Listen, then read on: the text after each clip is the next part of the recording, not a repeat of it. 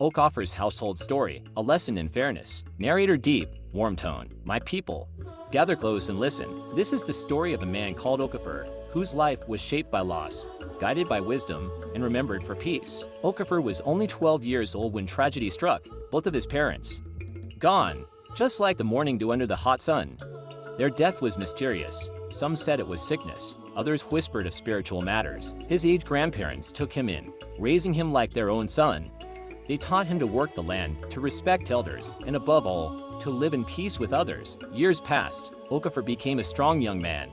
He decided to marry two wives. The first was Mukbik, the head wife, and the second was Mukbefer. Now, my people, you know polygamy can be like fire. If not managed well, it burns the house to ashes.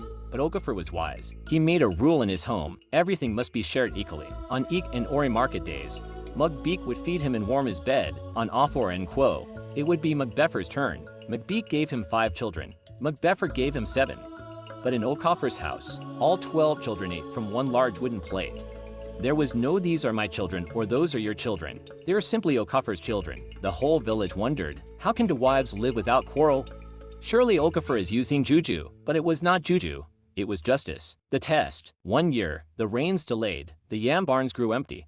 Cassava dried before it could be harvested. Hunger crept into the land like a thief in the night. People expected Okafor's home to break into pieces. They thought the wives would fight, the children would quarrel, but Okafor gathered everyone one evening. My family, we will eat less, but we will eat together. No one will hide food, no one will be left hungry.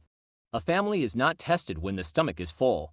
It is tested when the plate is almost empty. From that day, they sat around the same plate, even if it was just a little heap of gari and water. The feast, the hardship passed. The rains returned. Okafor's farm grew rich again. That year, he called the whole village for a feast. Mukbik and Mukbefer cooked side by side. The children served visitors with smiles. At the end, the oldest man in the village stood up and declared, "Okafor has taught us that in a house where fairness lives, peace will never die." And so, my people, remember this: when a man rules his house with fairness, even the storms of life cannot scatter it.